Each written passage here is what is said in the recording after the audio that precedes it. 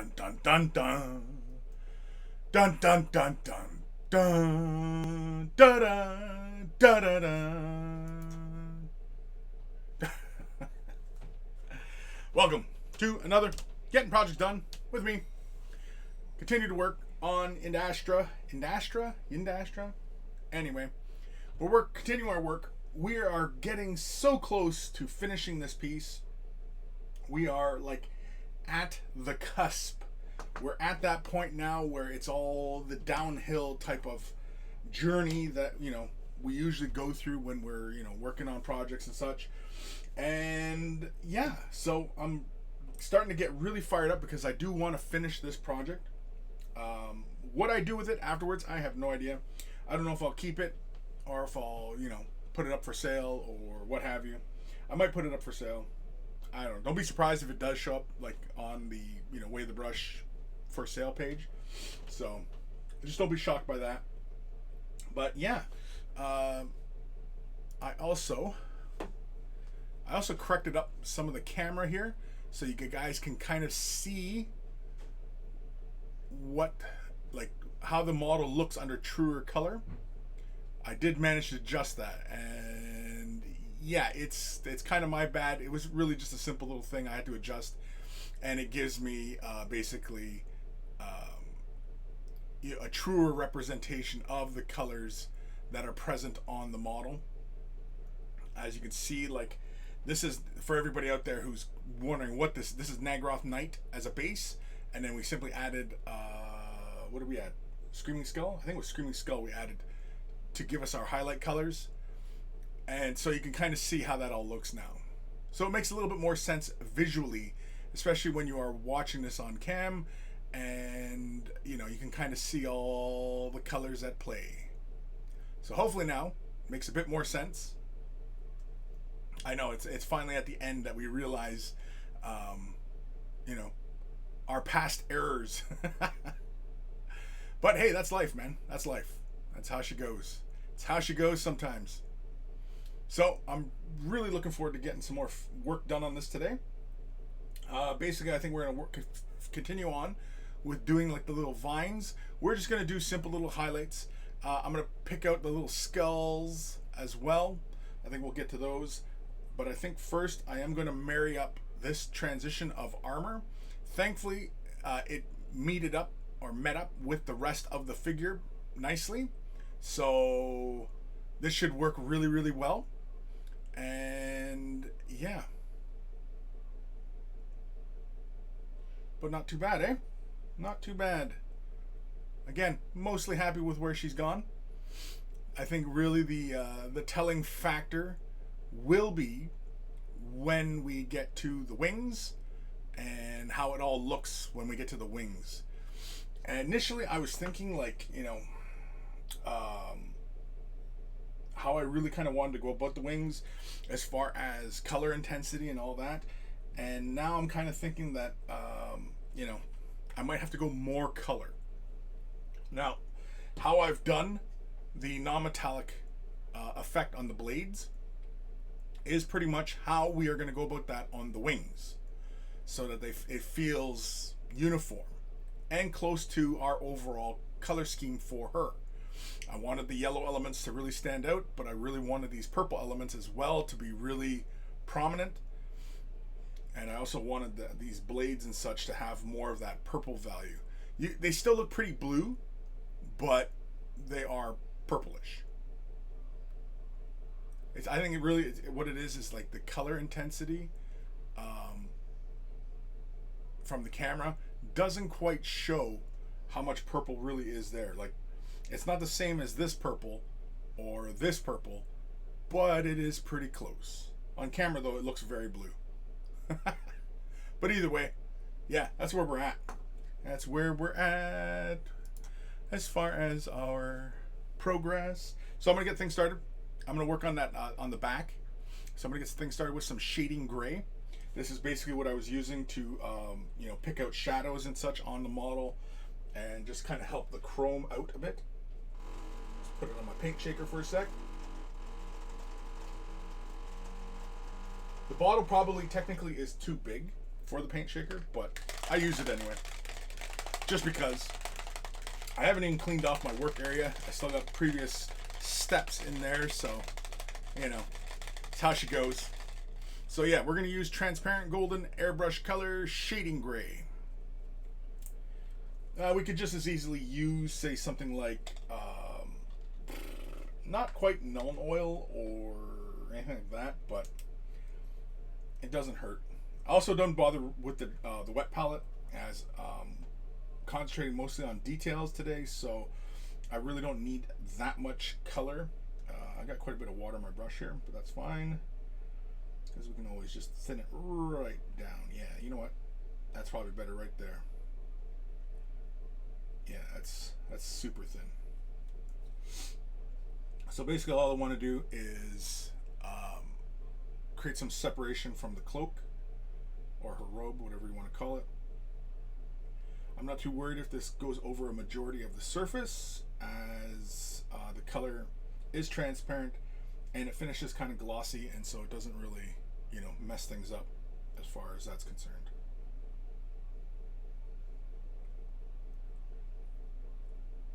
We did a similar thing when we worked on the Void Dragon. I used this color just to help some shadows and stuff like that along. We did apply this by hand, so, but a majority of, it should be the majority of the wings should cover some of the space up. Oh, you know what? I think technically that's a belt there, eh? Might have to pick that out in the leather, how I did the leather, like the rest of the leather bits. Yeah, because that should be a belt, I think. Yeah, we're gonna have to pick that out, aren't we? Yeah, I think it's that band right there. That's the thing. All right, we'll do that too. We'll do that too.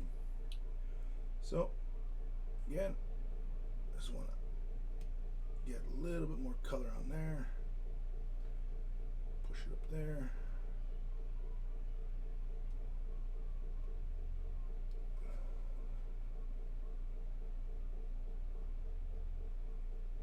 Again, the whole point of this is just to help the separation and such. Got some other annoying colors going on here.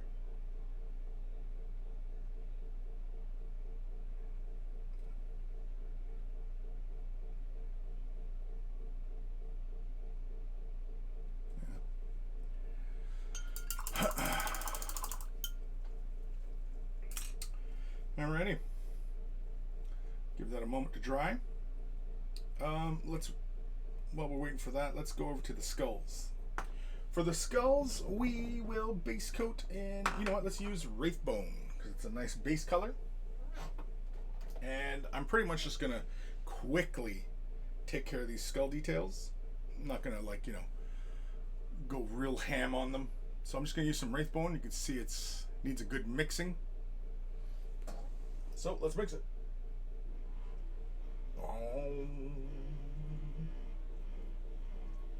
Using my handy dandy vortex mixer.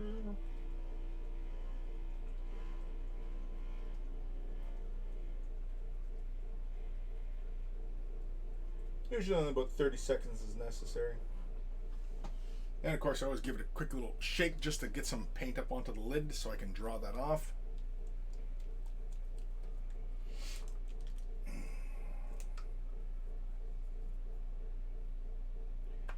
Shouldn't need too much. I do need to clean this cap out. It's not sitting very tight. I need to clean that off. Let's find some space over here. Yeah, basically what I'm going to do is I'm just going to use the Wraithbone just as the base coat, and then I'll probably just start the initial colors off with Skeleton Horde Citadel Contrast and go from there.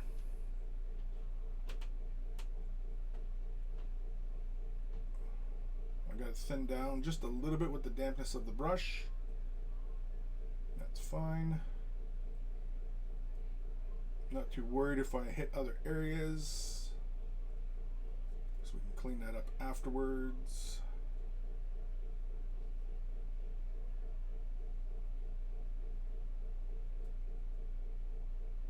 Just like so.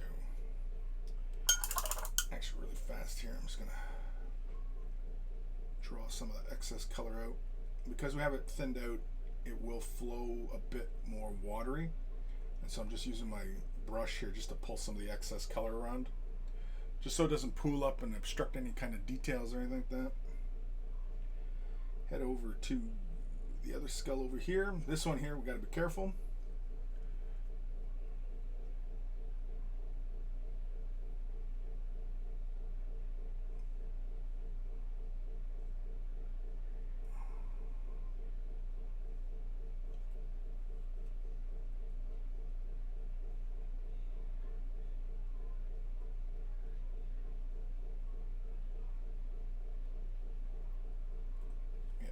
Too thin there.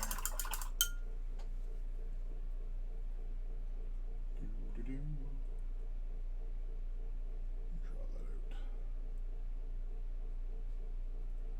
We'll catch it on the next pass.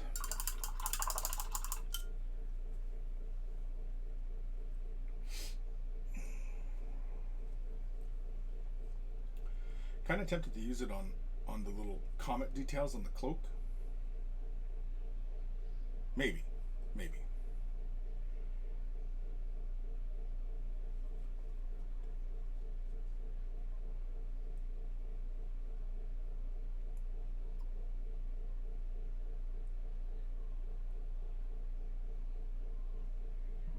Oh, excuse me.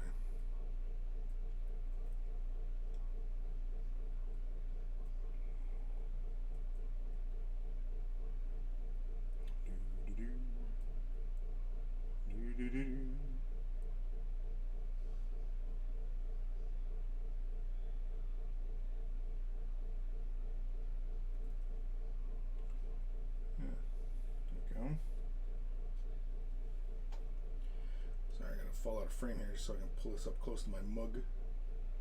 See what I'm doing.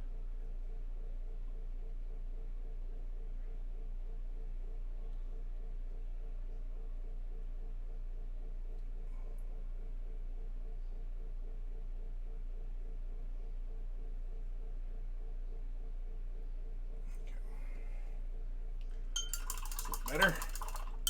Little better.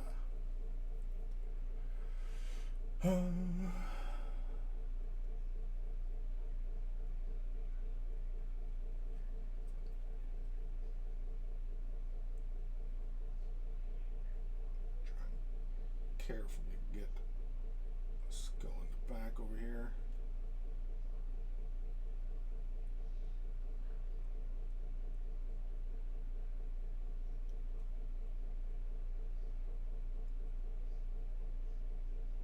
This one here, I'm trying to be very careful because I just don't want to bump any areas where we had previously worked on some stuff.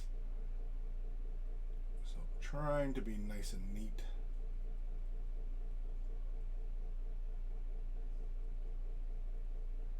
Trying to get the brush into the nooks and crannies. It's all about the crannies and nooks.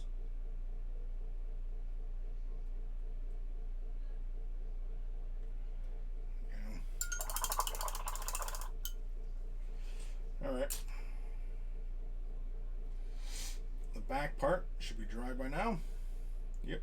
So what we did for the leather initially was I used some of this transparent brown from Pro Acryl. So I'm going to do the same process just for consistency. And I think I just simply added white to it, didn't I? I'm pretty sure I just added white to this and made the highlight colors. I'm pretty sure. I don't know. That was a while ago we did that. Find a little spot right here. We don't need too much. The reason for this, using this color, I don't know. It's on hand, close by. Really doesn't matter. Any deep brown color you got. I mean, if I like thinning the color out and drawing it out and looking at it, it looks a bit more like Mournfang brown. The brown with kind of a red hue to it.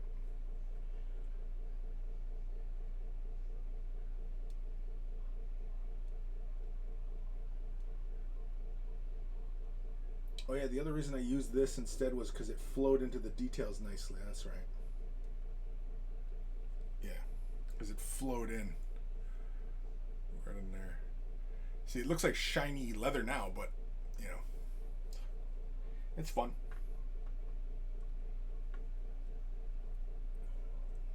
Camera.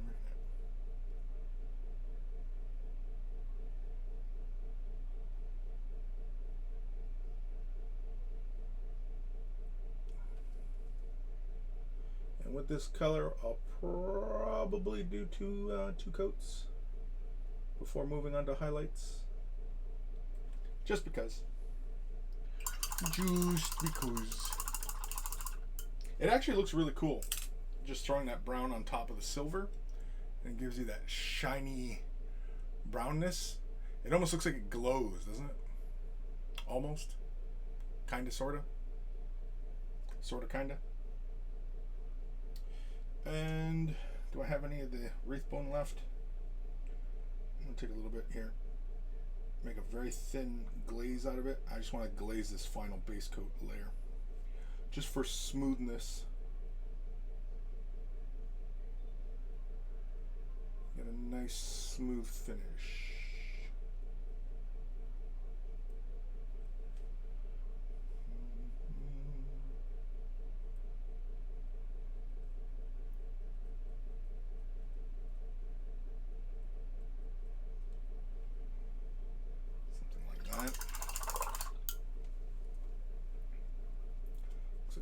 Too much paint right in the nose.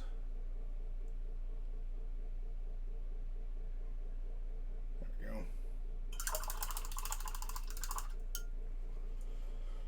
Okay. What else are we doing? What else are we doing? Now, I had some ideas, and from last video where I was talking about adding water. And I think we're still going to do that, but I've just been thinking about like how I want to have it.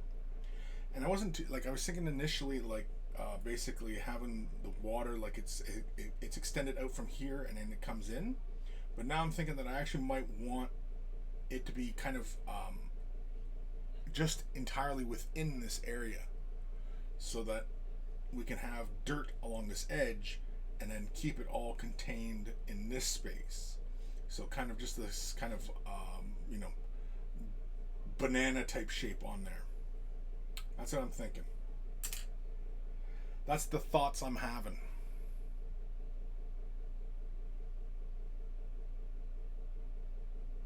Maybe. Kinda, sorta. Alright. Let's do... You know what? I still have a little bit of brown. I'm going to just do this little cattail here. It's not really the right color, but actually it kind of is. Yeah, I kind of like that. That actually looks pretty natural for the little cattail. We call them cattails on this side. I don't know what you guys call them, but yeah. You guys. Anybody who doesn't know what these plants are. That's what I mean by you guys. Yeah.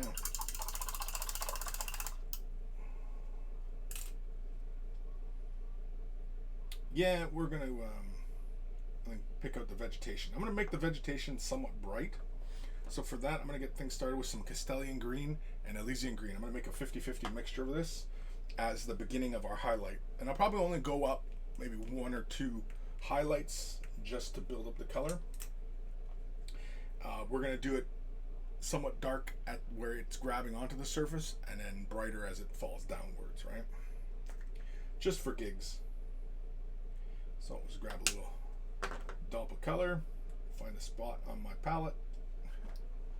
Let's make some room. If you're running out of room, just make room. There we go.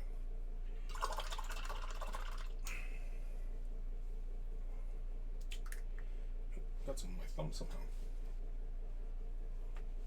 Getting paint everywhere. Yeah, it's not that much. Again, kind of a 50-50 mixture. Not too, you know, not too strict on that. Just, you know, a rough between color. This actually looks more like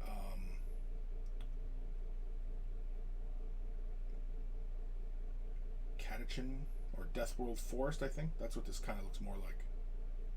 It's with that similar value.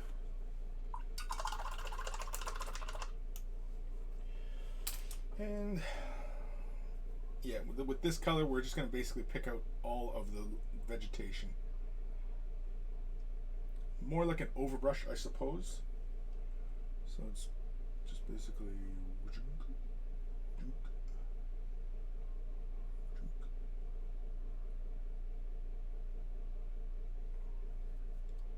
something like that.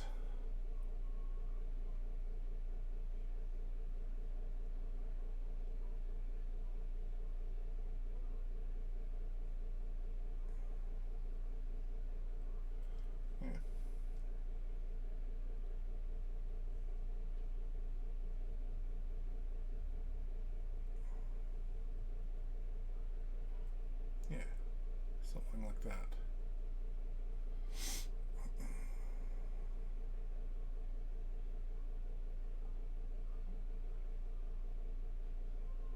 If it is a little too bright, we can always just hit it with a wash later and, you know, bring the color back down if need be. If need be.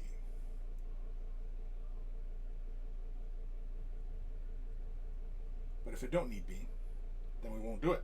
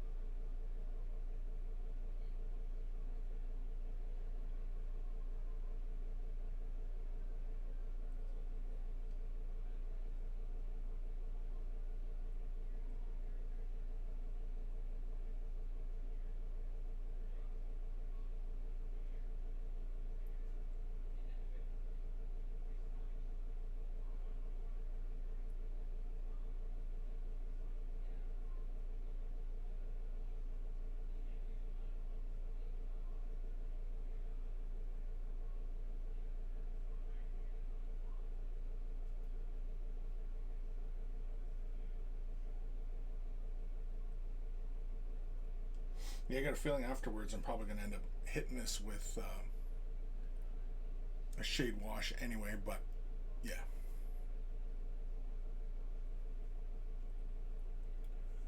But we'll see.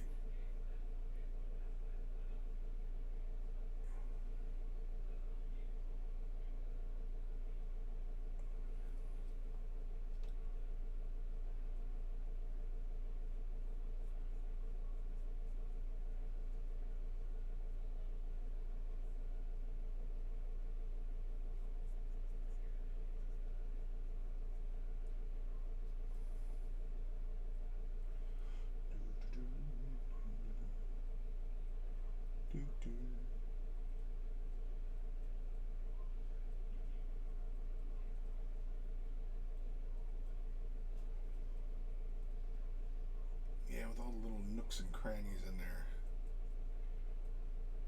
Yeah, definitely going to need to hit this with some sort of shade wash. Might hit Athonian Camo Shade, might use something else. Not entirely sure. We'll figure that out when we get there. I'm not too worried about it.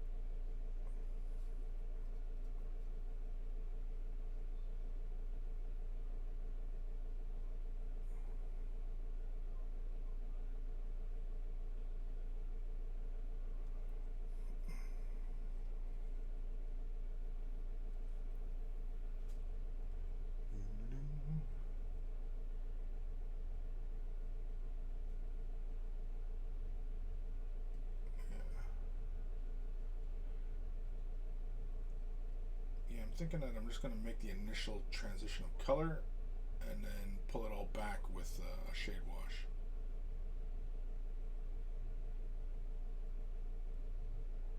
That's what I'm thinking anyway.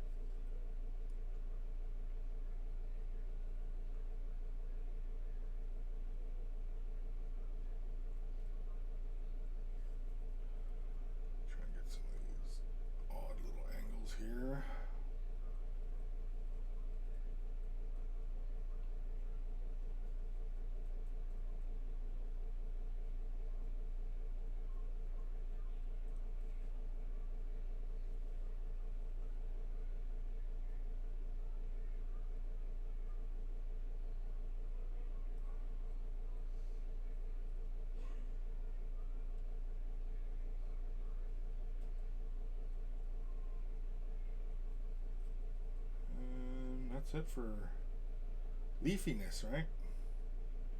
For leafiness.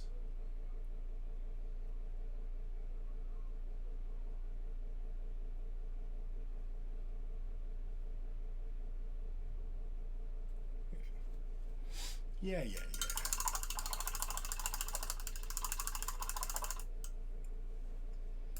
So next we're just going to use some pure Elysian Green.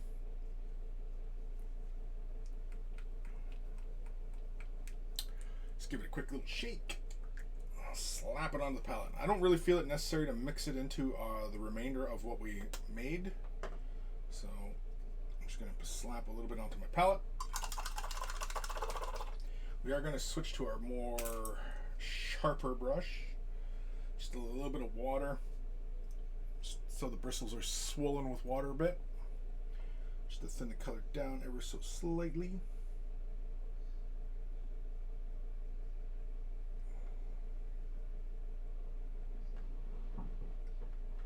Yeah, something around that. Right around there. Yep. So, there we go. Now this, I'm going to try and keep just onto one side of each of the little blades. Going about halfway up each of the little blades of grass or leaves or whatever the hell they are. Just like that. Just to really bring some brightness forward.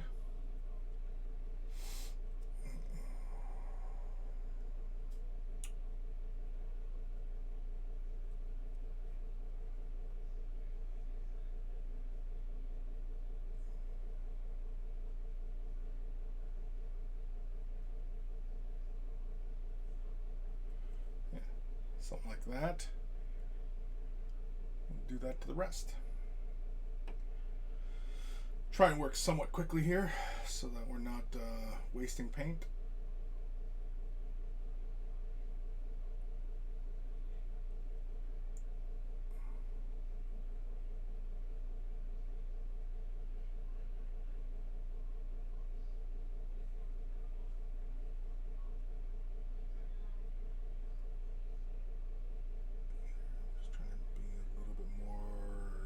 Deliberate where colors are going.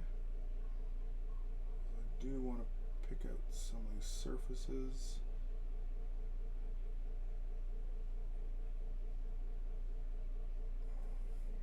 Something like that.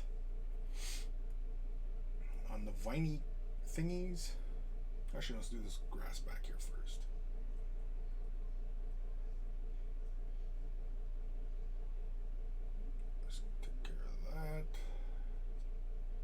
Something along the lines of that.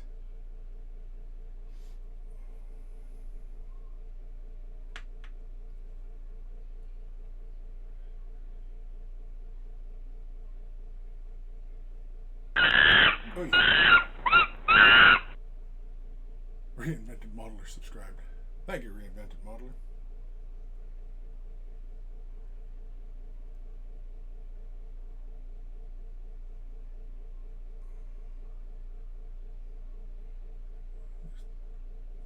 Trying to get some more edging, just to bring some of the little sculpted detail out on the little creepers.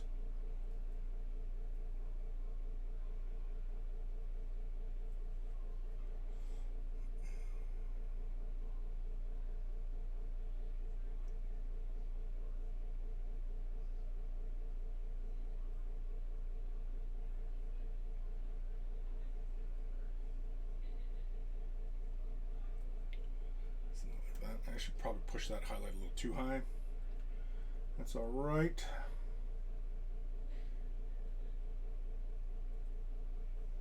Not too concerned about it. As you may have guessed, I don't get overly concerned about some things, especially when I make boo-boos. I'm usually not too worried about it.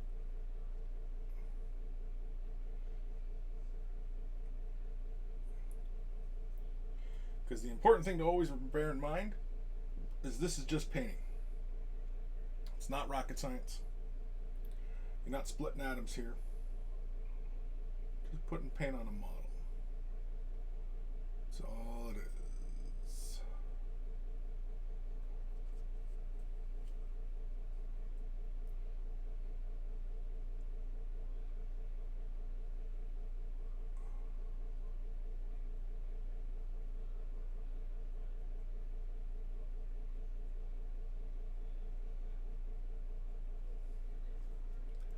Something like that. Just to kind of bring out the texture. Do this side of the grass.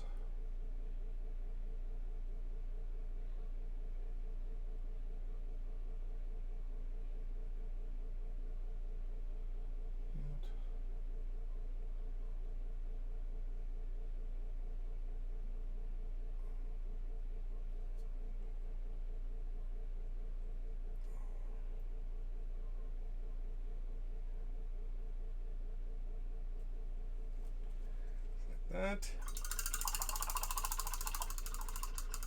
Definitely liking how the grass is already looking, or the moss, whatever the hell it is.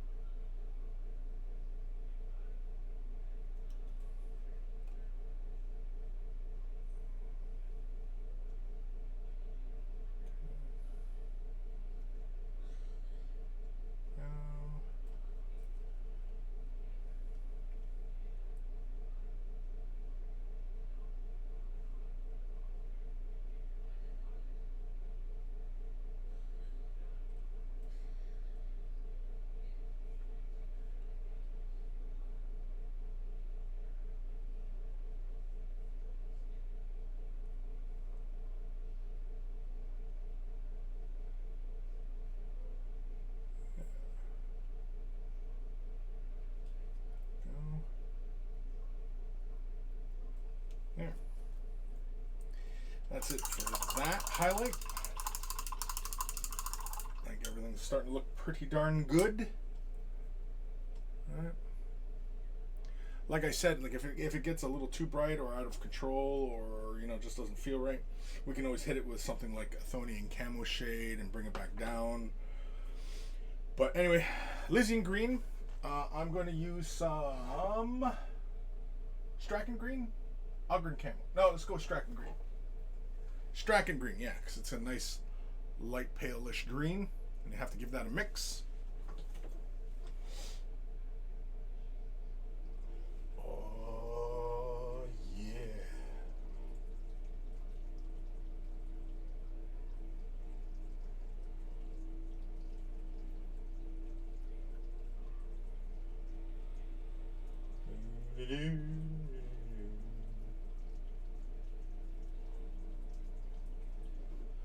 All right. Let's give it a quick little shake. Oh, man, this chat's been quiet. Holy carmoles. All right. Citrine Green. This is just going to be a quick little edge highlight for some spaces.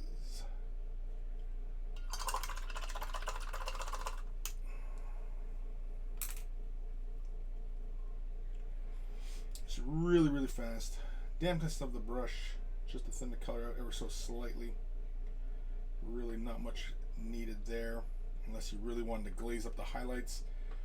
But I don't feel that necessary on these tiny little details, just because, it's grass. It's really just a very minimal highlight. Just catching just some of these tips here.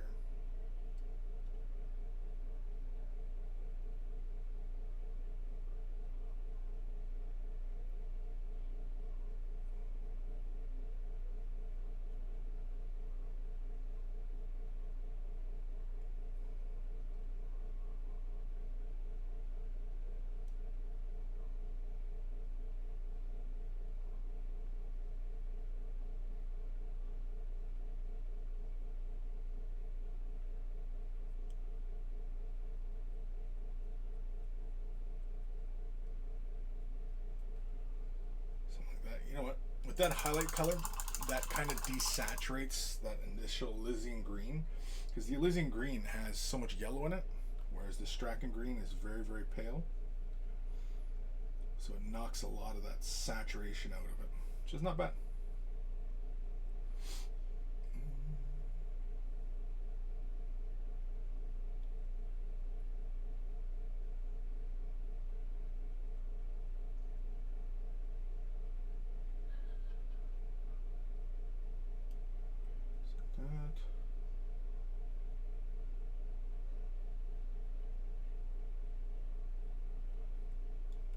Just get a quick little highlight on the cap or the tips.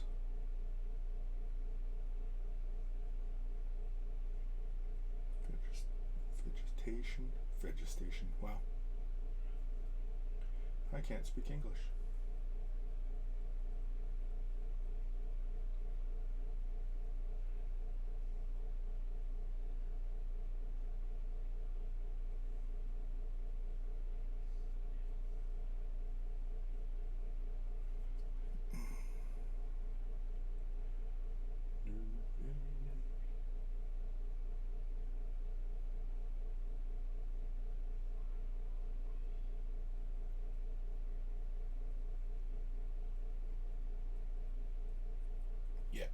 Definitely gonna hit this with a wash.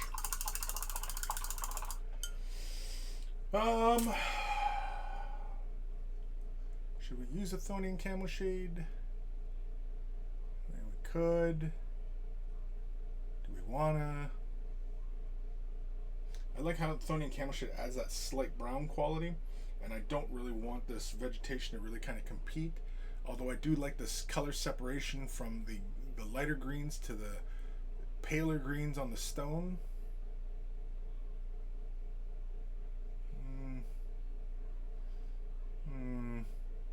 Yeah, well, you will use another layer of Chthonian Camel Shade. Straight out of the bottle, no thinners, undiluted.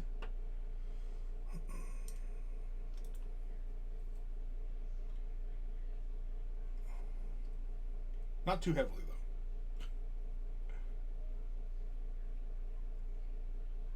And we're basically going to push the color downward so it gets darker near the stem.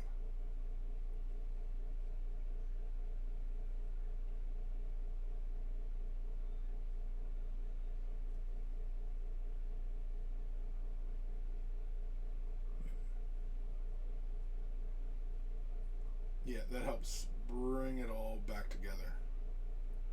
It helps make those transitions look a little bit more seamless. And brings a little bit more color back in. So, just a quick little flick up.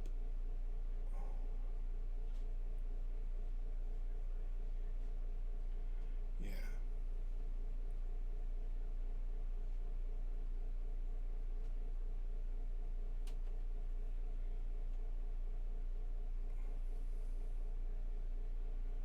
Deliberately finishing the brush stroke up near the base of the vegetation just so that it gets a little darker up to where it connects up, but otherwise it's pretty straightforward.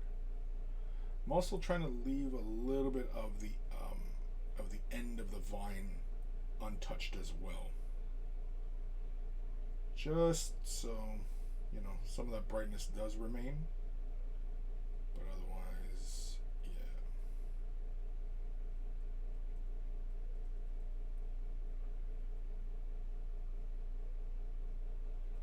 So we're really just kind of like a glaze. We're just starting off like about halfway down and then bringing it up, but leaving some of that brighter color alone at the ends of each of the little details.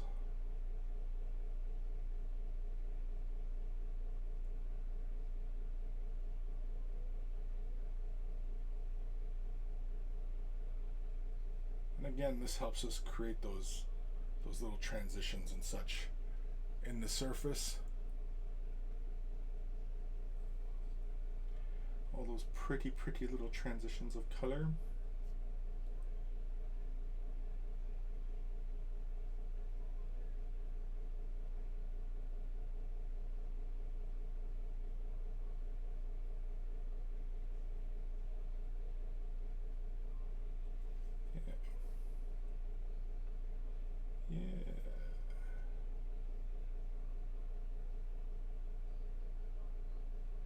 There. I am mostly okay with all that.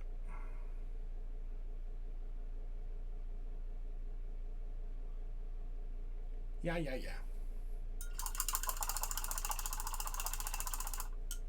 Yes, I am okay with that. Alright, next is the little skulls. Come back to those. What was I going to use? Skeleton Horde. Skeleton Horde. So we're going to use some of this. We're just going to quickly lay this down on the skulls. It's a really fun way of just kind of quickly doing a bone effect. For anybody who, you know, ends up invariably painting a lot of skulls, a lot of things in GW miniatures, they often have a lot of skull details. So you invariably are going to paint skulls at some point. Alright, is this nice and mixed? It is. Yeah, this is a fun color. So Skeleton Horde. This is just going to be really quick for the little skull details. Just a fast little layering of this. It's actually pretty generous. We put down like here, and I'm just gonna go bang. Now, oftentimes I often, you know, caution people on, you know, when you're using like shade washes and stuff like that, not to apply it too heavily and try not to let it rely on the effects of the color itself to achieve your results. But with contrast, it's kind of hard not to recommend that, because it often works really best when you do just kind of slap it onto a surface. I'm overworking it now. But anyway, yeah. Just really fast, just lays the groundwork for it. Let's do this little skull in here.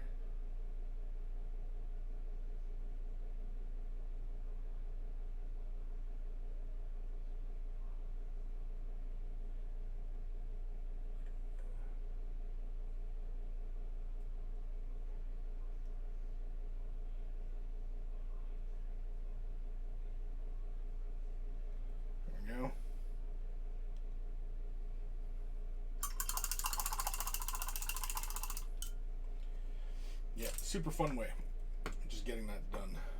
Getting some color on it, creating some visual interest. Alright, let's return to the backside again. Use a bit of this transparent brown again from Paracryl. I'm going to put another layer down for the belt on our backside. I can use a little more than that.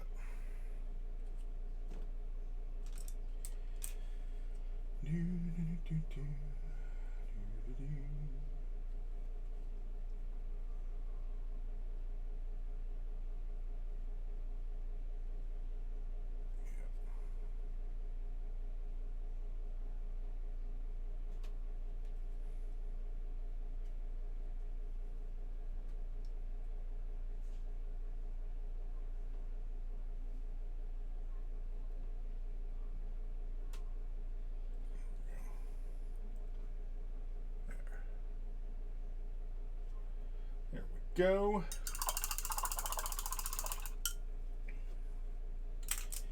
Now then,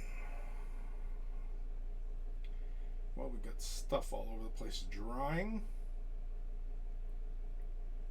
I actually kind of want to hit that skull with a little bit more color, but we'll wait till it's dry.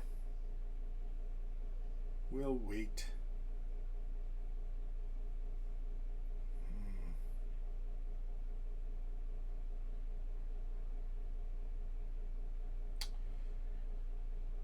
You know what? Let's pick out these details on her cloak, the little comets. Yeah, let's do those. For that, how should we go about it? We could just simply lay some white down.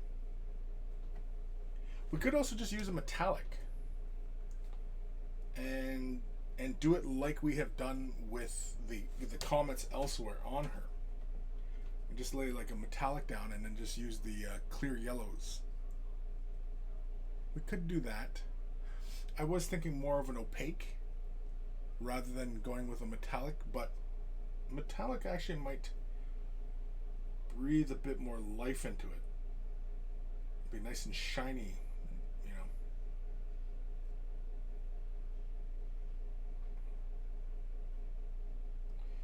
Decisions, I know.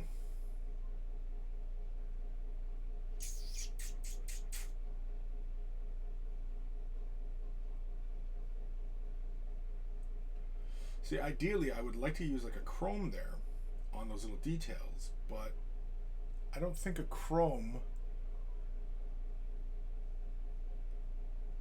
would go very well.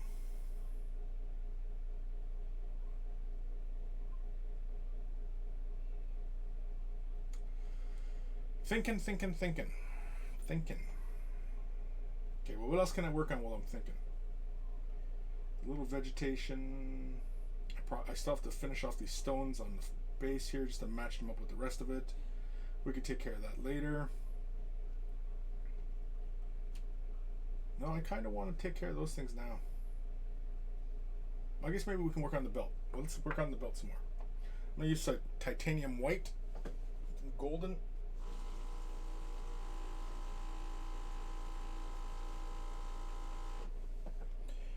And the transparent brown should be okay on the palette. So let's just do that. Let's take a little bit of the brown. Oh, yeah, there's lots there. And let's just slowly mix it into the white. And maybe a little bit more. Actually, this looks more like my first initial highlight color, and that can be my second highlight color. There we go. We'll economize. Don't really need much of it, as we're not laying down huge highlights or anything.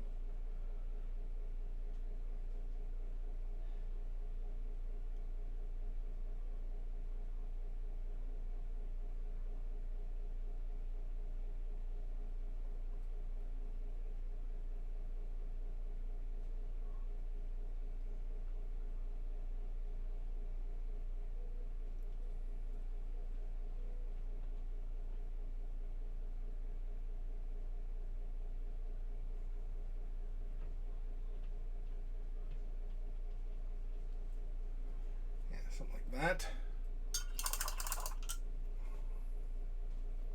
Take a little bit more of this color.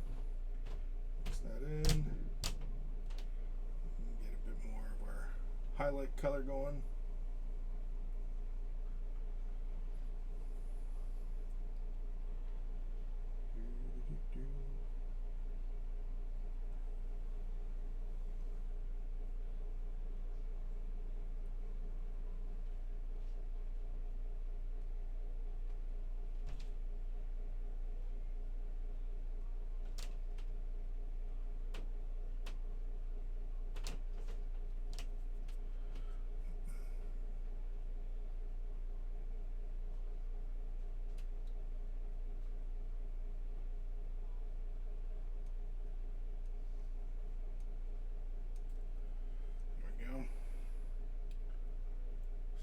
That. Let's take a little bit more of this color, or what's left of it. Give us a really, really light color. Lots of white, somewhere around that. And we're going to catch just the bottom.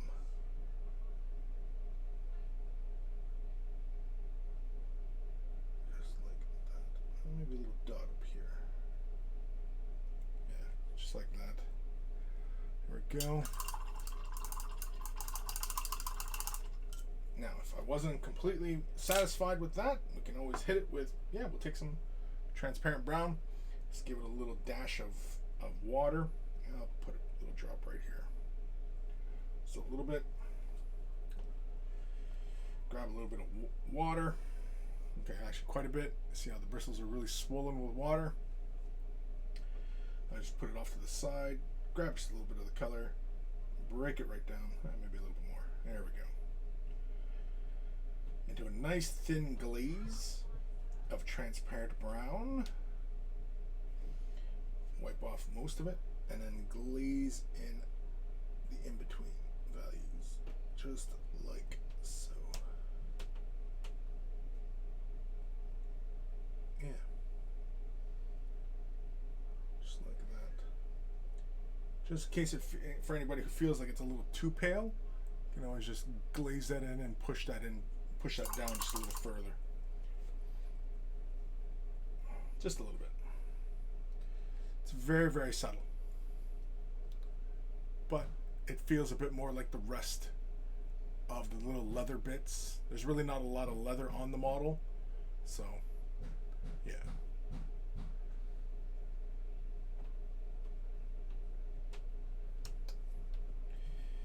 All right. Still thinking about what we want to do for these little comets on her cloak.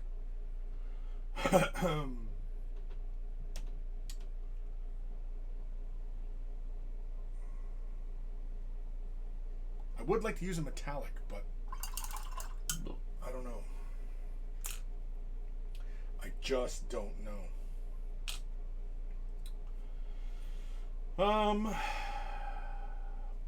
Brick.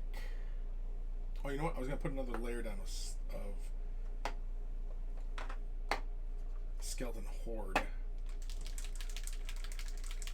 We'll do that since I'm being indecisive. Put another. Oh, can't close on me.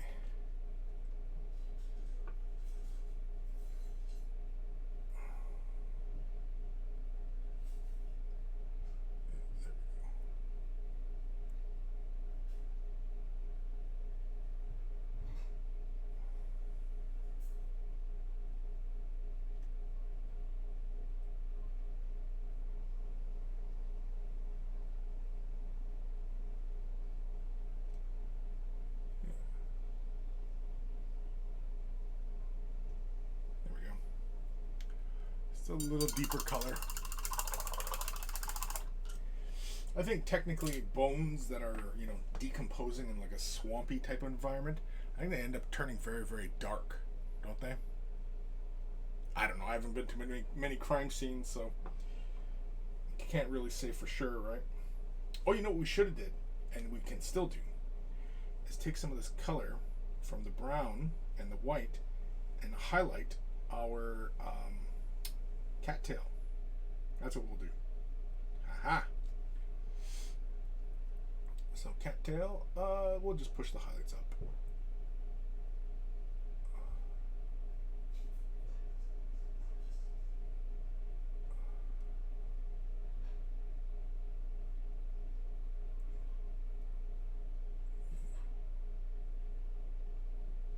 Yeah. Do something like that. I had a little bit of the stonework there, so I'm just going to carefully siphon that off, just like that. Come in with the lighter brown, maybe come up a little bit, yeah, right around there. Yeah. Can you guys see what I'm doing there? Yeah, sort of.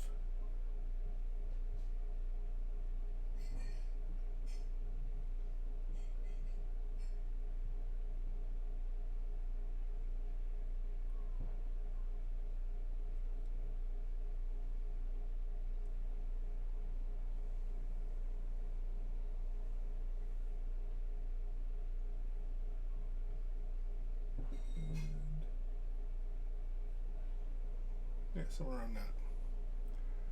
Right around there.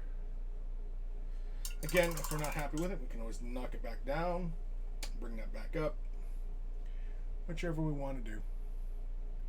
Either way, the little cattail's paint. Actually, no, I need a little color in there. Just after saying it, I said, oh, I gotta do another little bit. I'm gonna use a little bit of this thin glaze. I'm gonna push some of that color back down. Something like that right there. Yeah. Yeah, that's fine right there.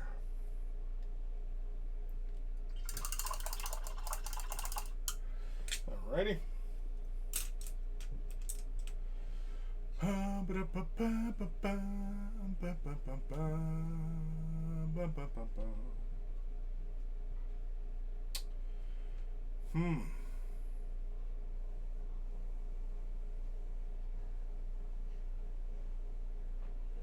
It is kind of tempting to hit some of these little things here with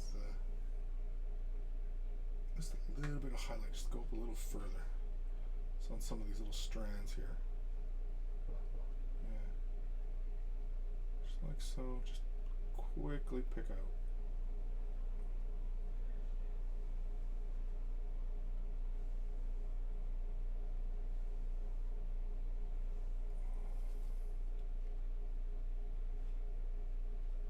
Just a bit.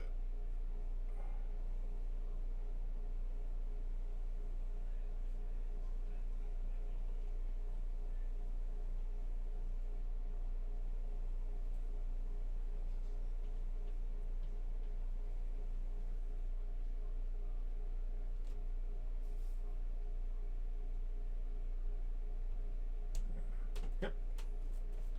That's all right. I'm okay.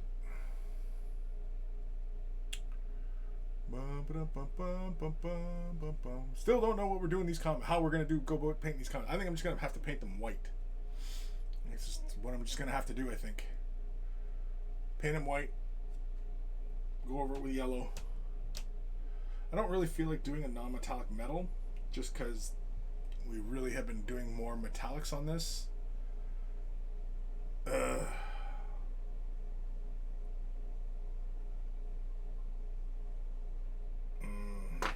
God dang it. I wonder, do I have a Turbo Dork that's yellow?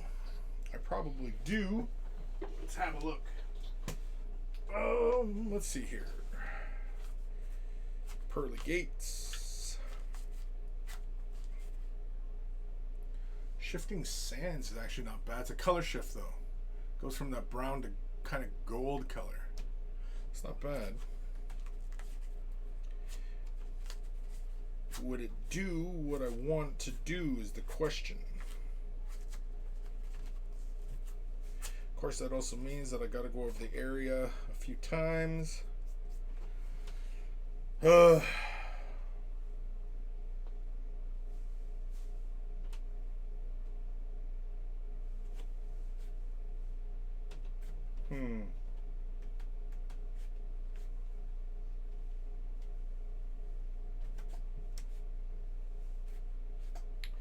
I'm just looking at my other colors here. You know what? Screw it. I'm going to use metallic paint. I'm going to use Scale 75's Dwarven Gold. I'm going to start it off with that. And then I'm going to use some Citrine Alchemy.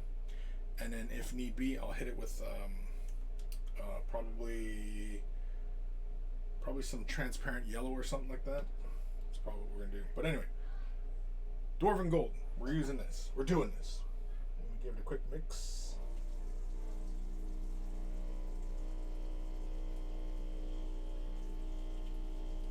Oh, yeah.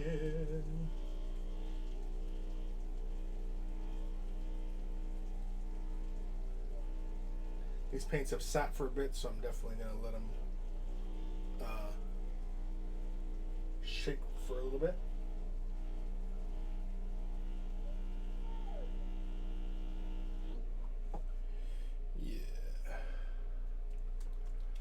Yeah.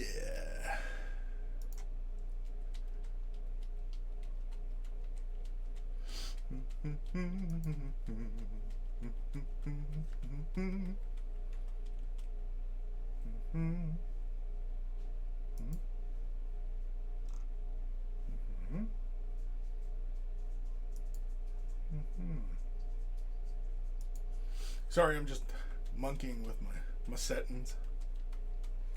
Hi, Doogie. Bye, Doogie. Guess she doesn't want to stay with me. She came in like she was all my pal, and then she left. She left me. All right.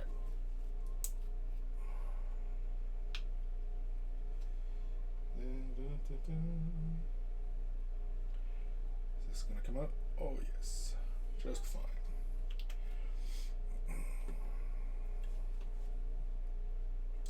Now we have to be very, very careful. I'm most likely going to fall out of frame. Excuse me. I'm most likely going to fall out of frame. So you'll have to excuse that, but got to try and be careful here. Just because I don't really feel like going back over with the gold or anything like, or the purple. It's a little too much water, but we'll work with it.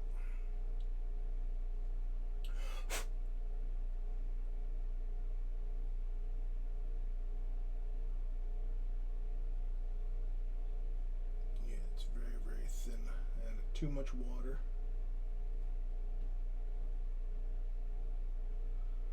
But that's okay.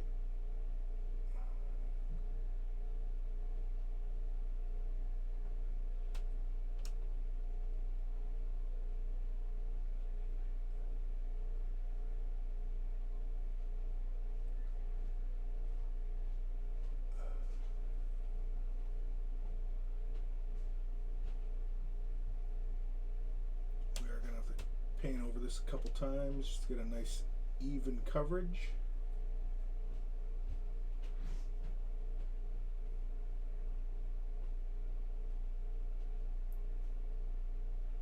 At the moment, I have no idea if you guys can even see what I'm doing. Not really. Yeah, I think I'm gonna like the gold paint better. Yeah. So let's grab a little bit more color. Little bit more color. There we go. Now this part here is going to be tricky because part of the detail runs through that little fold in there, so it's going to be a little bit tricky. Just got to be careful.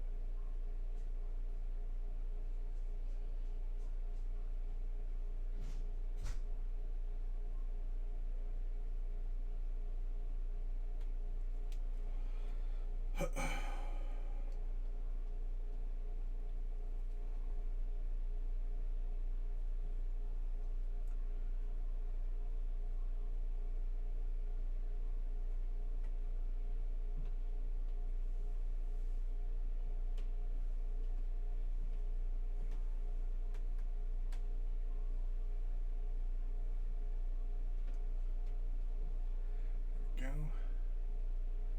Just building up a nice solid gold on that surface.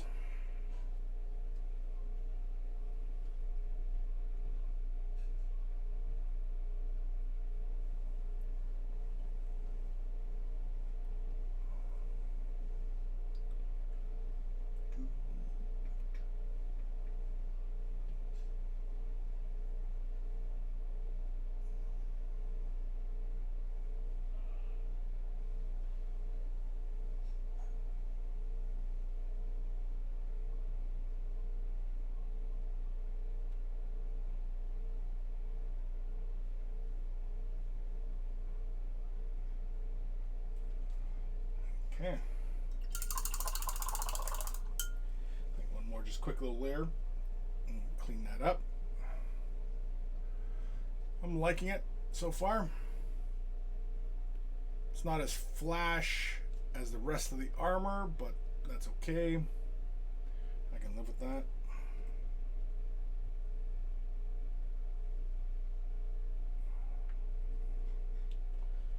Take care of this other cocktail over here.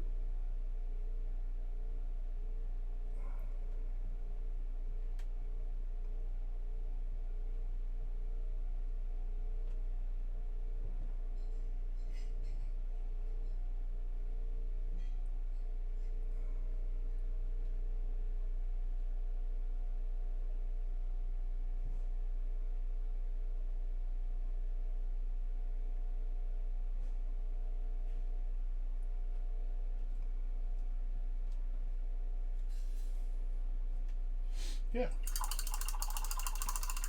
I am mostly okay with that. Yeah, I like the way it kind of shimmers.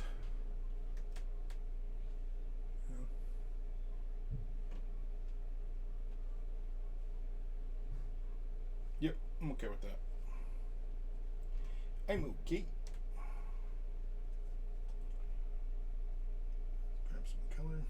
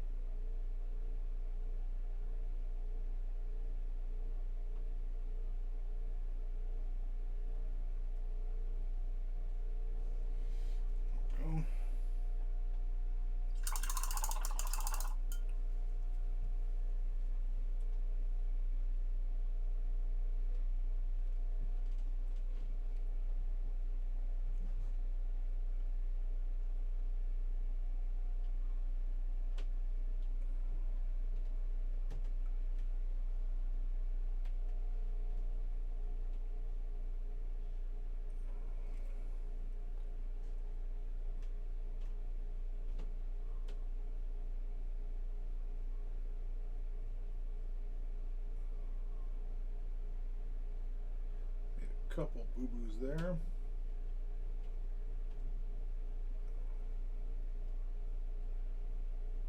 Just a few. Just a few. Let's thin this down a bit. Just want to make this into a sort of glaze so I can get a much smoother finish on the surface here. Probably fall into recesses, but that's okay.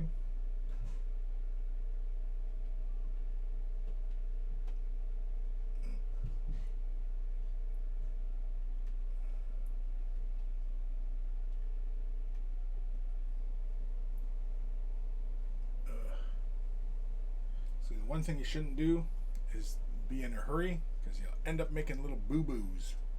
Little boo-boos.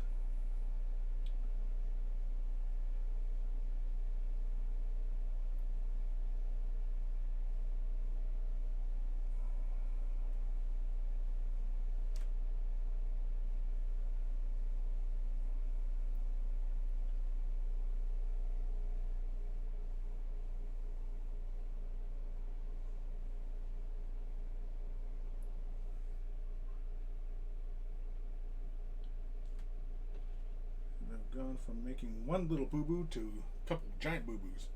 I hit some of the purple on this frickin' cloak. God dang it. You can see kind of on the little triangular space in there, and it hitting too much. Alright.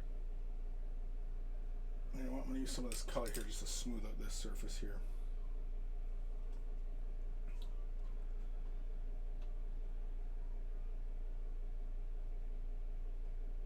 Something like that.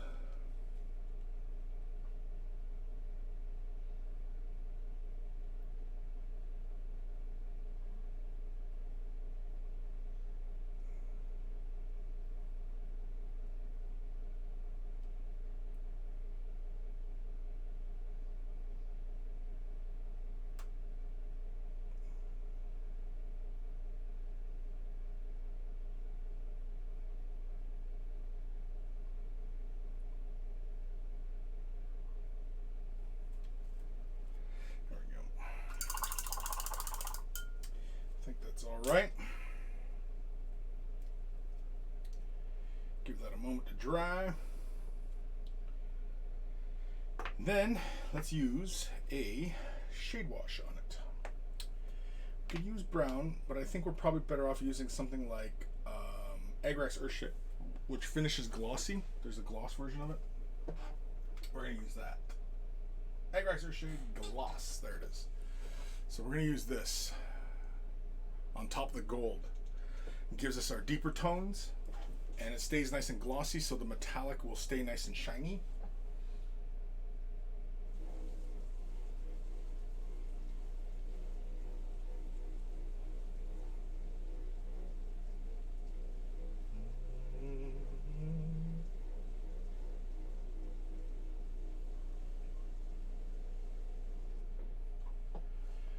Go. Yeah, man, these guys have been awfully quiet today. Awfully.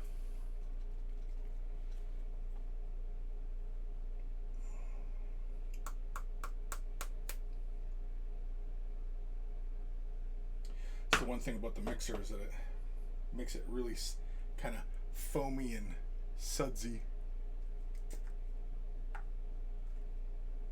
Doesn't hurt the paint at all, just makes it kind of foamy.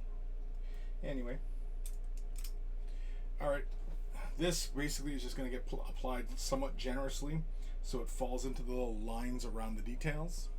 That's basically how we're using this. Just like so.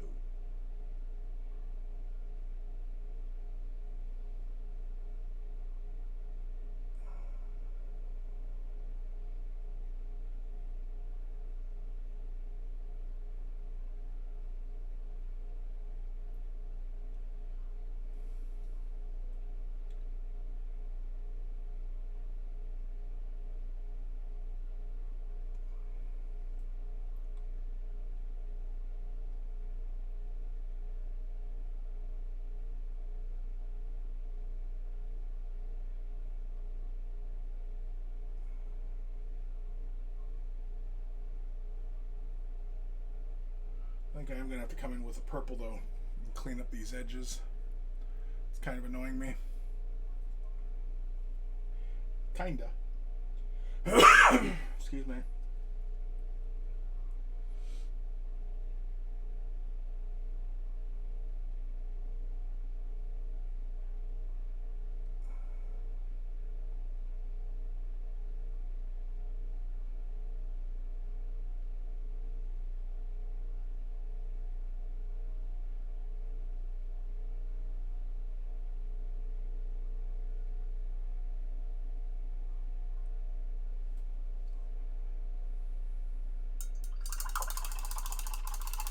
See, it creates a nice little outline around the gold, but yeah. All right. Give that a few moments to dry. How the skulls doing? Skulls look mostly dry to me.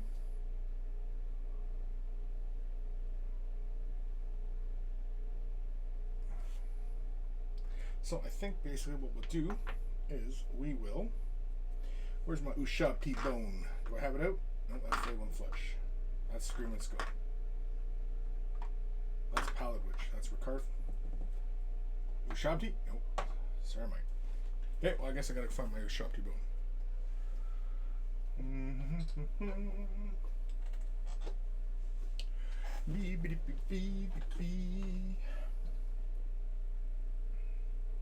Just gonna give it a quick mix.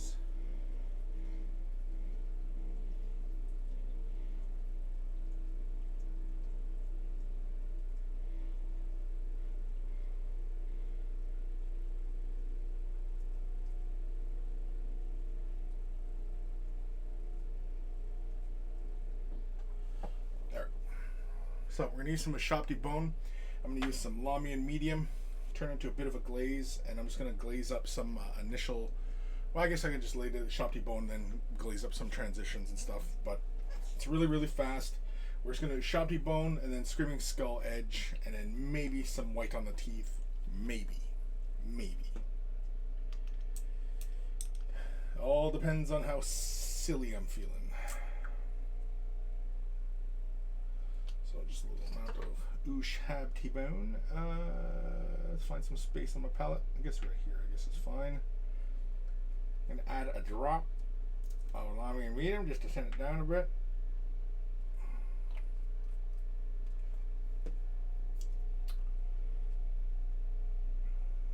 Give this a nice thorough mix. So basically what I'm going to do is I'm going to use this to initially block in the highlight spaces, and then I'll break this down into a really thin glaze just to give me some transitionals. And that's it. For example.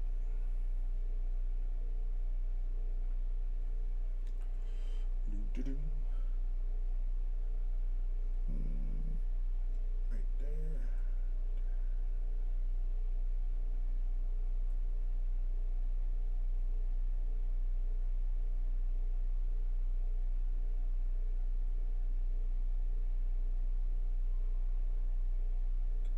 Teeth. The teeth.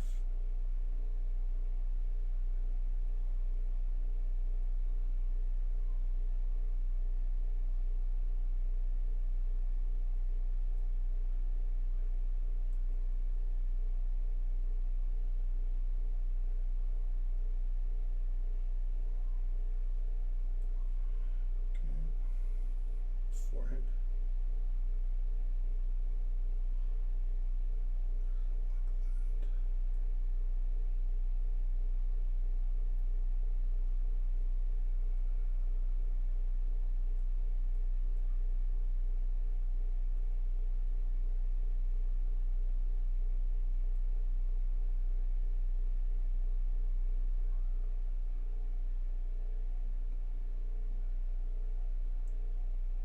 Like that. It's really, really fast. Do it for the scullage.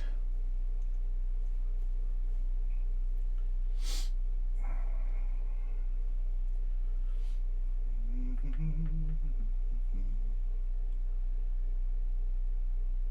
guys can see, sort of.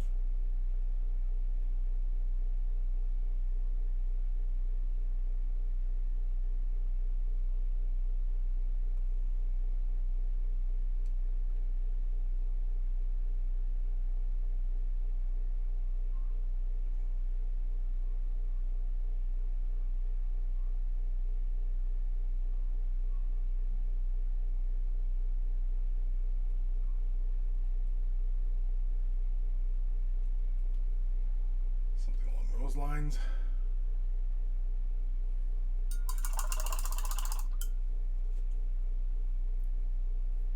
Just want to make sure I got enough color down here.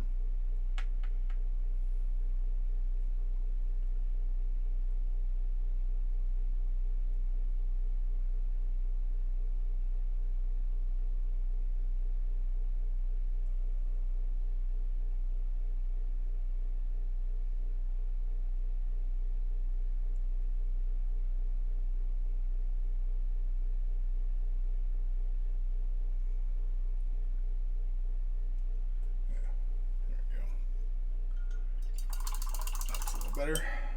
So now we're going to take a generous amount of water. The brush is nice and swollen with water. Put a little bit on my palette here. Grab a nice amount of the color. And thin it out to a glaze. And with this, we're just going to help some of the little areas that need a little bit more transition into that color. So for example, like on the back of the skull here, it needs just a little cleaner transition going on. So we'll just go whoop like that. A little more on the forehead. A little more on the cheekbones. Bridge of the nose. Yeah. Get a little bit more on the forehead. Cheekbone.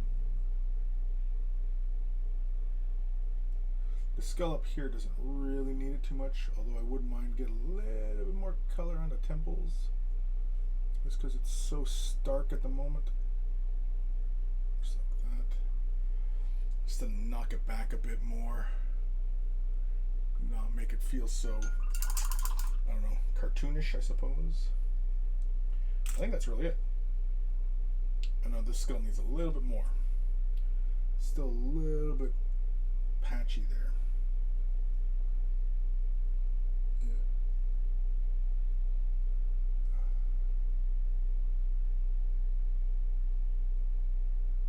Just like that. There we go. Okay. Next, give that a moment to dry. I think our shade wash on the gold is done.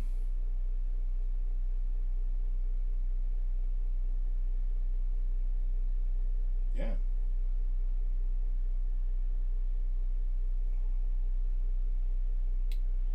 Okay. So let's take some Screaming Skull and we'll finish off some highlights on these skulls.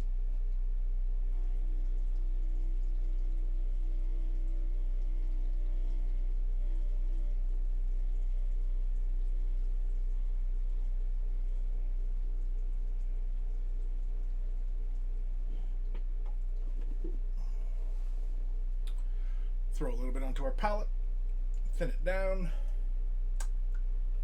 I mean, we could mix it into sharp debone, but no, it's not necessary. I'm not going to really thin it down too much. Really just the dampness of the brush to thin it down.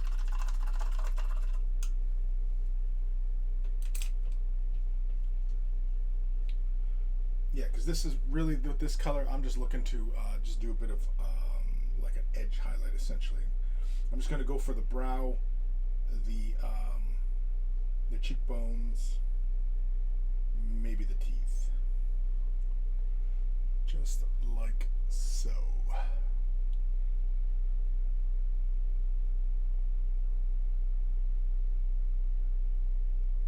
Just a little bit here on the forehead, on the cheekbone, there, tip of the nose. And yeah, we'll go for the teeth as well. Just like that. And that's really it. Oop. That's really it. Endozoa, gorgeous model. Thank you for the show. No problem. Thanks for tuning in. So really fast, we'll go ahead over to the human skull. Have a peek at that. So again, we'll just catch just a little bit on the main point. Can I see what I'm doing there? Kind of. Sorta.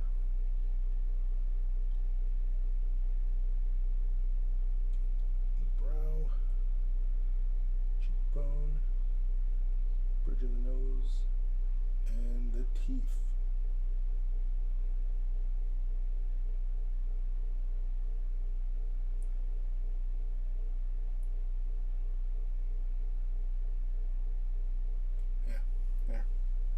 Just like that. Let's get little skulls happening. The skulls. The skulls. Alright. So that's it for the skulls for now. Unless, of course, something jumps out at me that I say, oh, that sucks. Then I'll change it. So back to the icons on the cloak. Yeah, I'm definitely going to have to come back in with a probably a mixture of Nagarath Night and something just to kind of collect up those highlights. I might just thin down Nagarath Night and just try and fudge the outline.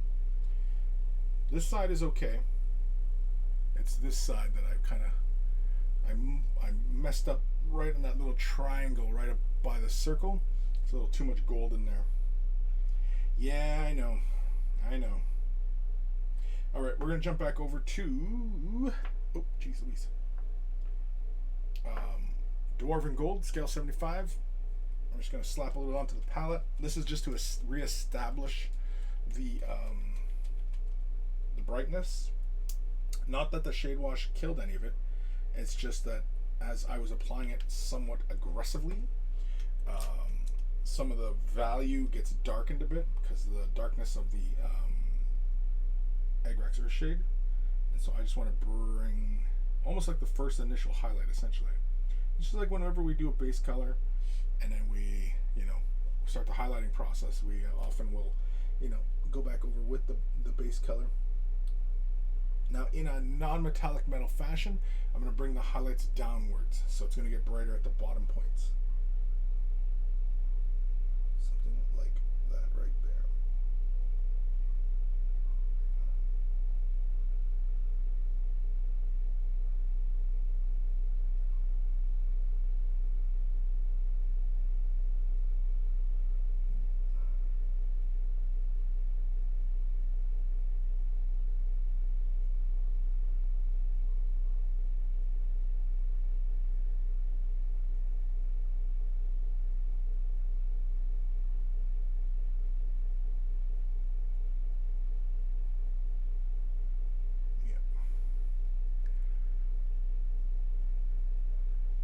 Something like that.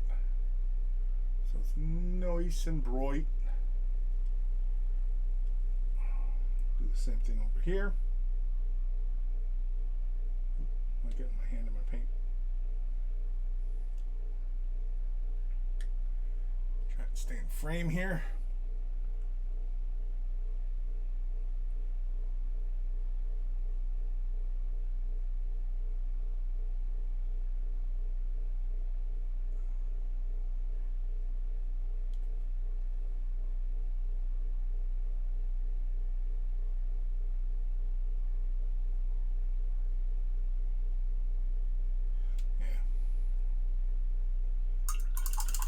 I might be able to get away with using more of an opaque color and allowing it to fall within the recesses around the detail just to hide where I hit some of those areas. Or I might just come in and hit it with Nagroth Night. You know what I might do? Actually, now that I think of it, maybe I'll take pure Nagroth Night, make it into a shade wash, and then just dot those areas and just, basically use the dark purple to create my shadow around those details, just to clean that up. Maybe that's what I'll do. That sounds about the easiest way to do it, I think. So, next we're going to use some Citrine Alchemy. It's not really the best color to use. Well, maybe we can mix it into the gold. Yeah, you know what? Maybe we'll mix it into the gold. That's what we'll do. Give us our next color up. Because, yeah, I don't want to jump all the way to Citrine, because Citrine is very bright.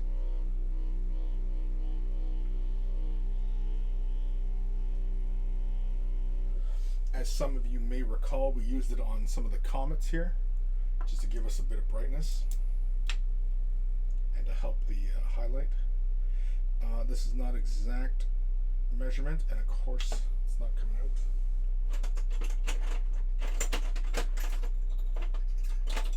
It's always whenever you want to work somewhat quickly that the paint just does not want to cooperate.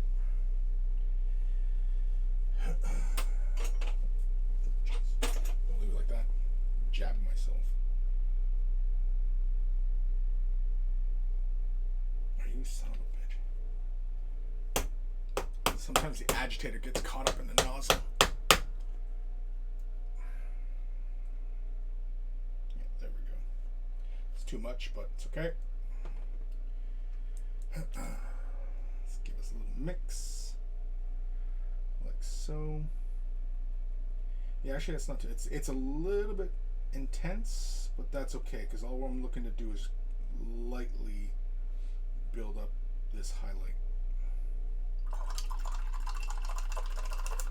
It's not quite as yellow as Citrine Alchemy, but it's not bad.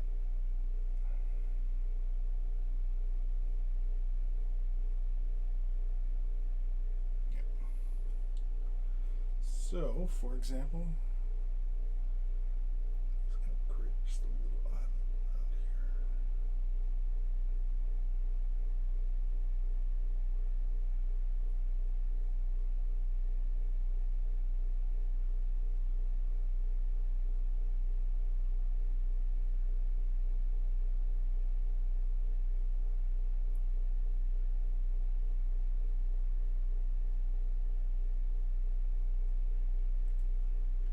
like that.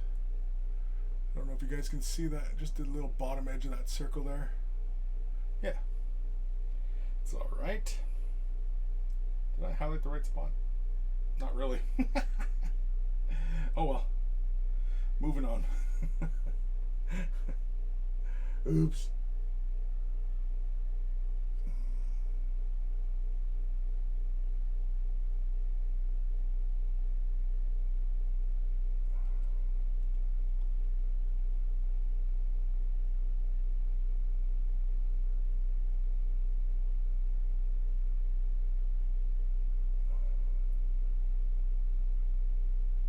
For some reason, this color's coming out really intense.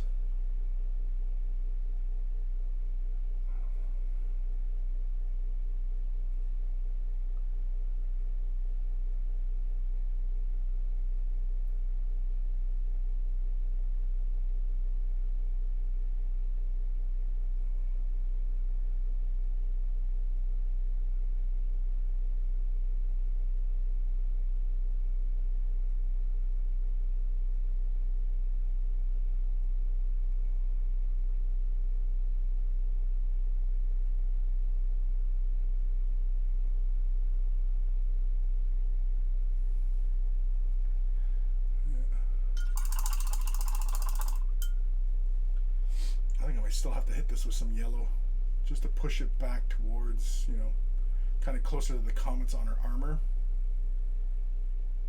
But yeah. Anyway. Carrying on. Pressing on. Pressing on, pressing forward. I know how to talk.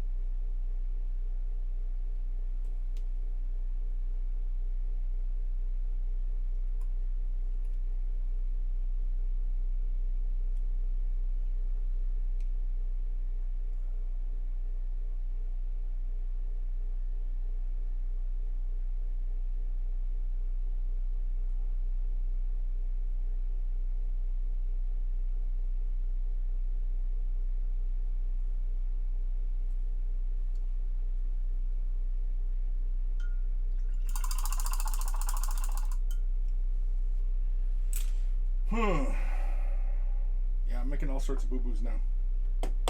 But it's okay. We will carry forward. Just putting a little Citrine Alchemy all by itself onto my palette. This is going to be a very, very, very minimal highlight.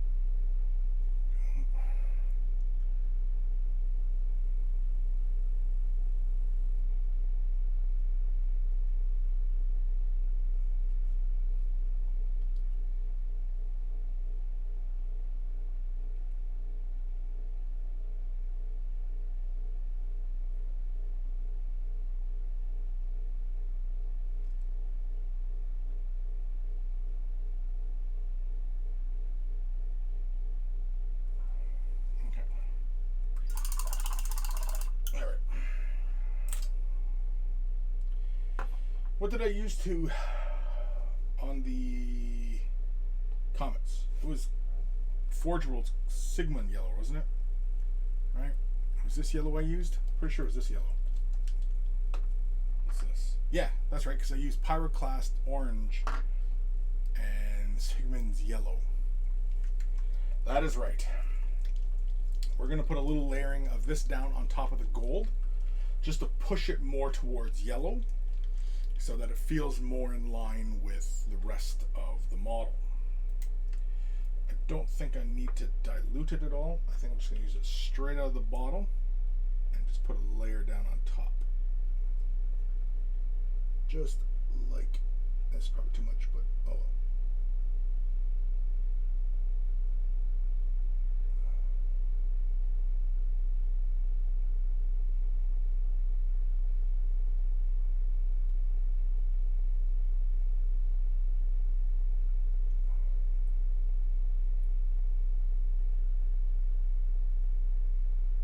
Tempting now to hit it with the orange. I like that at color intensity. I like how nice and, you know, it's not quite the same as what we've done on the comets on the armor, but it has a similar gist. Is gists real things? You get the gist?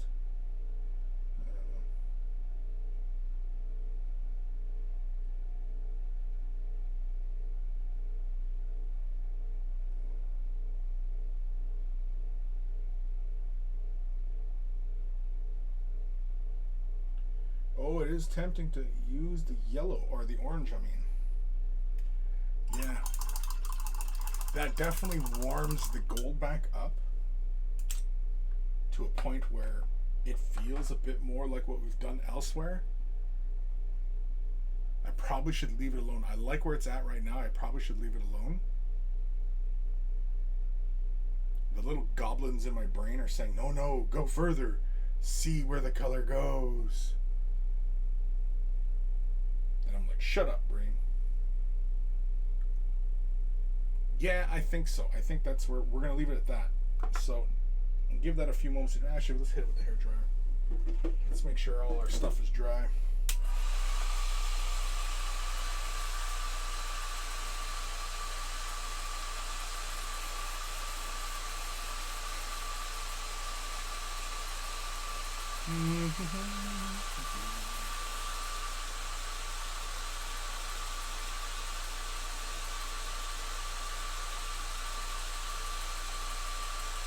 It is tempting though to hit it with the orange.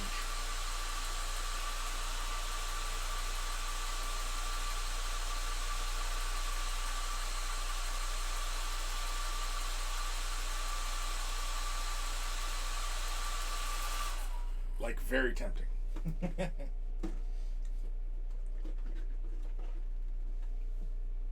Very, very tempting. I like the color though. But now we just got to clean it up around the little symbols. Because you can kind of see, yeah, you can kind of see where I've hit some points there. It's like, oh, you made a boo-boo. Yeah, I got to clean that up. So to clean that up, we're going to use Nagrath Night. I'm going to use some Liquitex Flow Aid. This is not the bottle it comes in. It's just, you know, having an eyedropper. And then some Lamian Medium.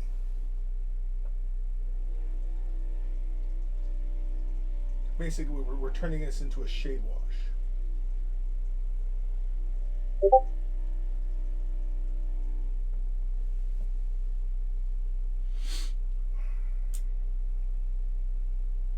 We need to find space for it.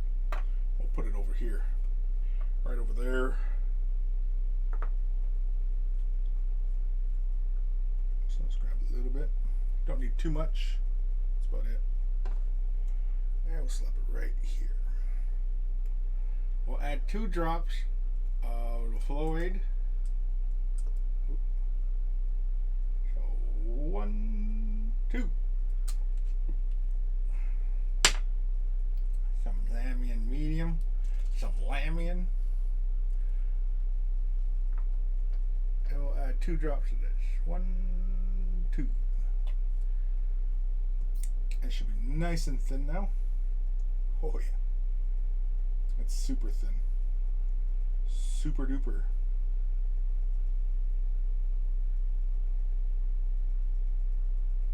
Yeah. Yeah. Yep, yep, yep. Yep, yep, yep.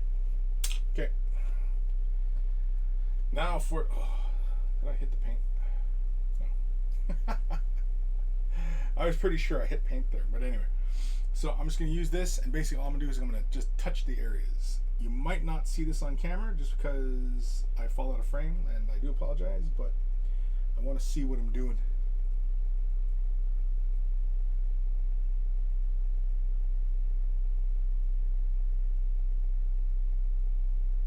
Might have to do it in 2 coats.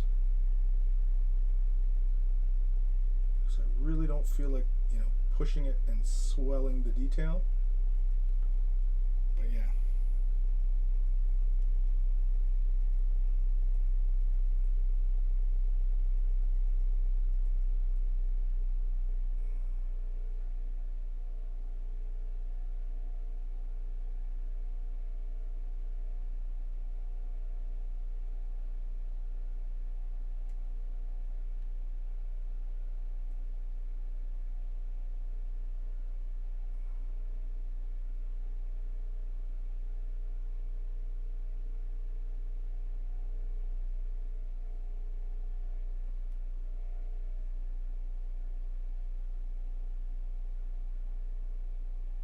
I'm not going to jinx myself, but I think it's working.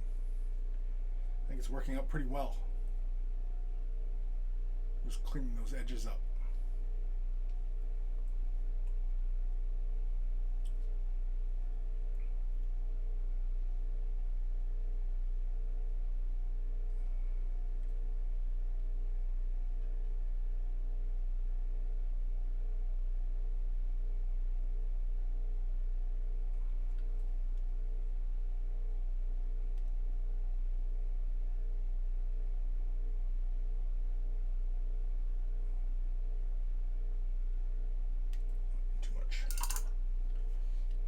Yeah, I did speak too soon.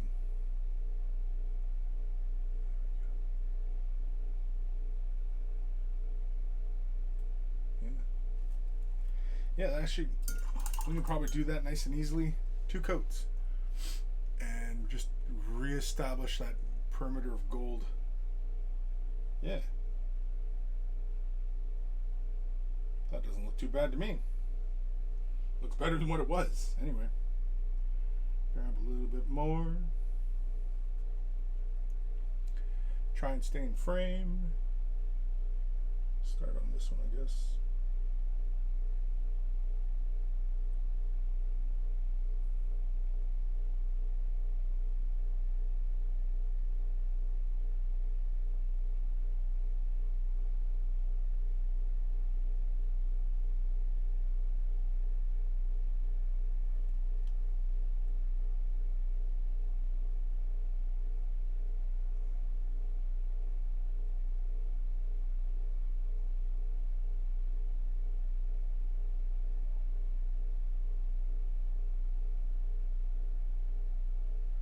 This one might require a little bit more work just to clean up a bit.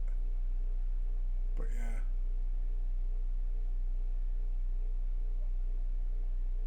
That already looks a lot better than what it did, eh? And all the boo-boos. All the boo-boos. The boo-boos.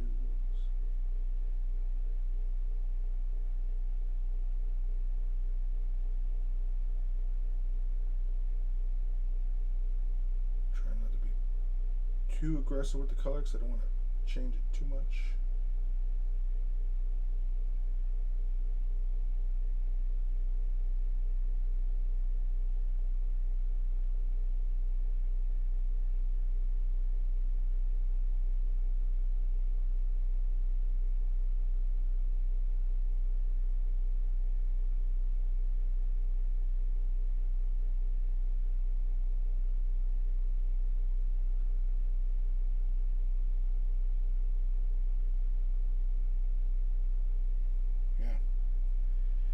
That is way better than what it was.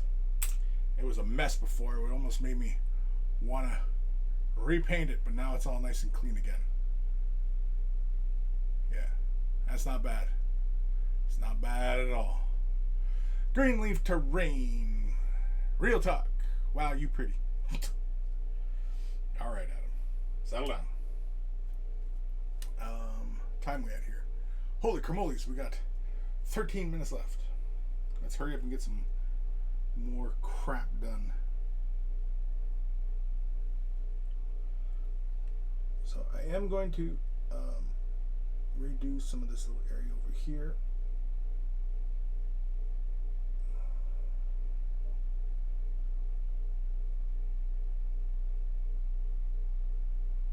Redo some of this.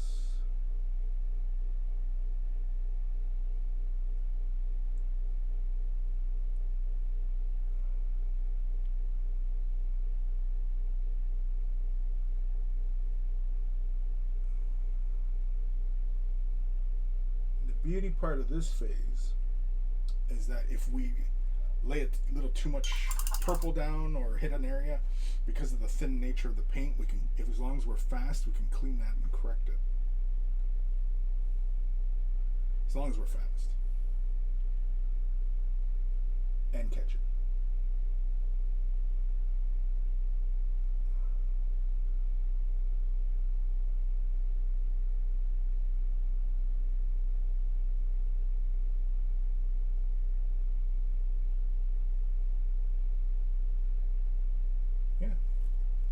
That's it. I am mostly happy with that. So, on to other areas. Yeah, I'm very happy with how that looks now. That looks a lot better. Inside there. It's hard to see on camera just because the way the lights are hitting it, but it looks a lot better now.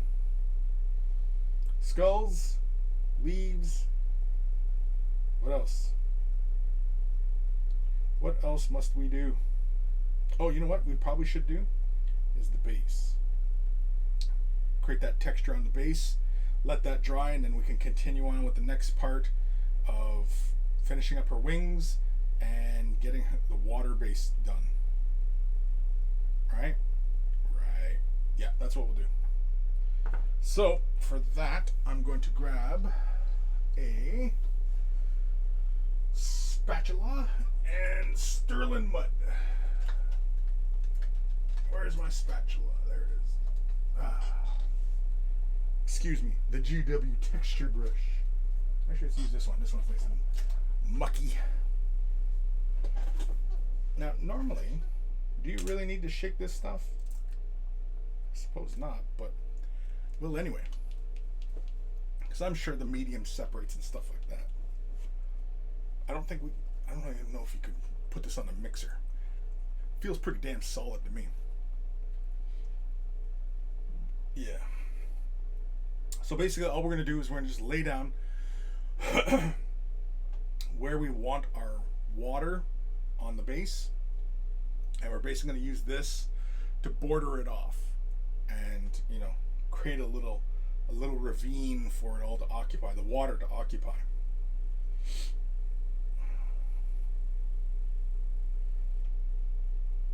Yeah, this brush is dirty. Probably from the last time I was using sterling mud. No, I think this is what the hell's that color called? Achillean or Grillian Earth or whatever the hell. I don't know. Anyway. Alright, let's go. Let's do this. Grab a little bit there. Yeah, we're just going to border it off for the most part. And also match it up to the little details on the base. Just so it all feels connected and even.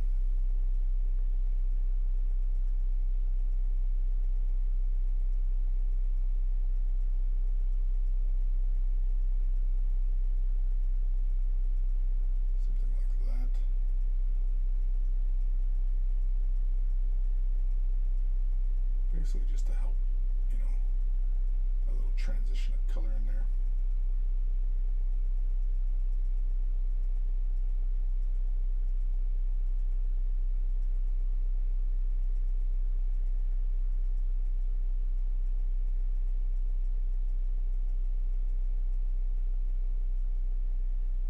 Yeah. So basically we're just doing something like that.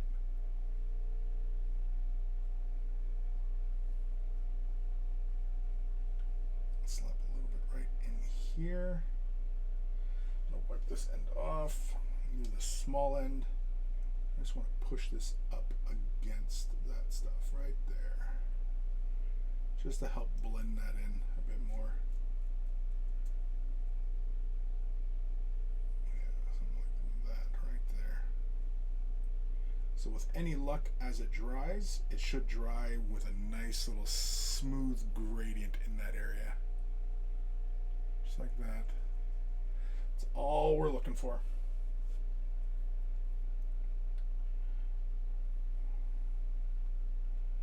Slap a little bit right there. I'll take a little bit right here and do this side right there.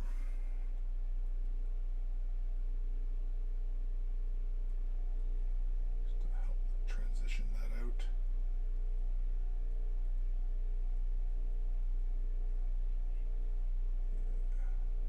Yeah. There we go. Got more of this wood. Push it right in there. Right there. Let's scoop it into like a more of a wall. We're gonna make a wall right around here. Now again, it's not entirely necessary to build the wall, but I'm just doing it anyway. Just because. If I was really, really concerned, I mean, we could take some green stuff, like proper needite, and, you know, make like a raised surface there, if we really wanted to.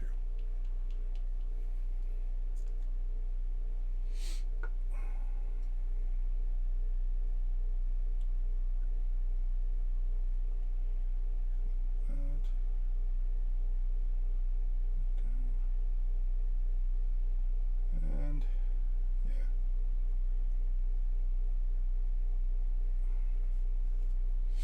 use a little bit of this, push this in, push it around.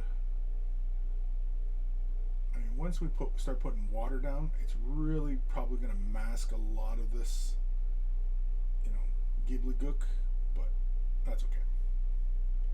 I'm not too concerned about it.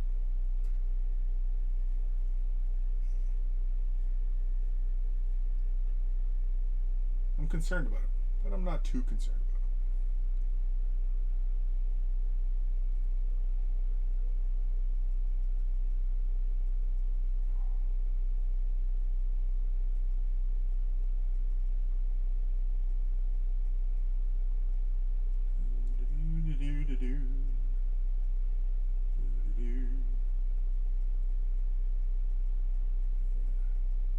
Because all we're looking for really is just texture. The only reason for laying it on heavy like that is just so I can dam it off, just so that, you know, we can create a little bit of water in this area. That's it. Or the idea of water. All right, slap a little bit there. There. Okay, a little bit more. There.